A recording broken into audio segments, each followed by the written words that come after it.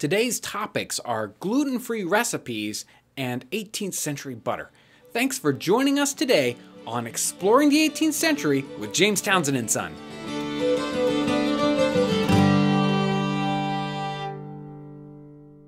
We just got back from Mississinawa 1812, and we had a great weekend, and lots of YouTube viewers came and said hi and gave us wonderful encouragement. I really want to thank you guys for coming out to see us. Thank you so much. Today's question, or the first question today, is from Dan Morgan.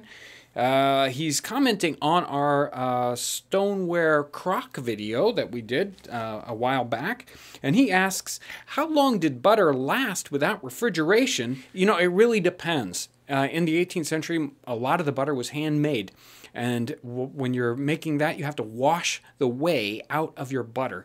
If you didn't properly wash all the whey out of your butter, it would go rancid very rapidly. They also wanted their butter to last a long time, so what did they do? They salted their butter.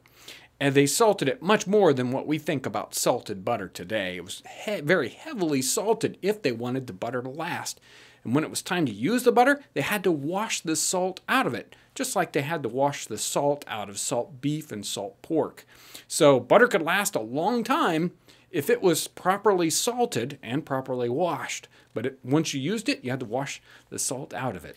Even today, if you go to the grocery store, you're going to find unsalted and salted butter. Unsalted butter in a non-refrigerated state will go bad pretty rapidly, 3 or 4 days, and it's not the same. Salted butter will last quite a long time on the shelf. So even today, butter is very similar. Our next question comes from Galen Long, and he's commenting on the Baking Hints episode. He says, I have celiac disease, which is an allergy to glutens in breads, pastas, so on and so forth.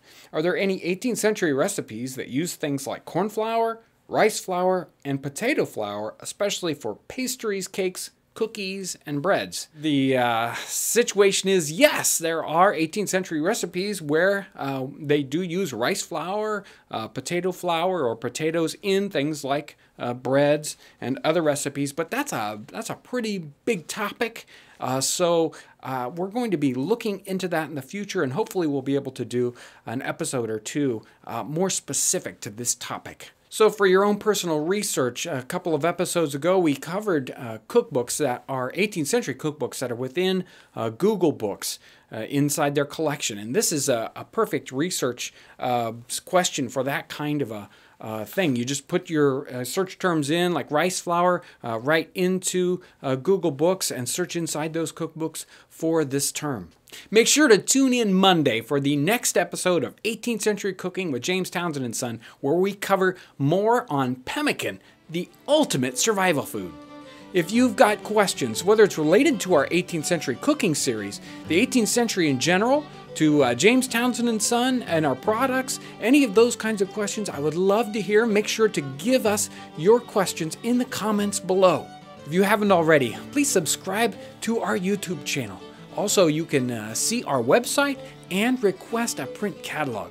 I want to thank you for joining us today as we explore the 18th century.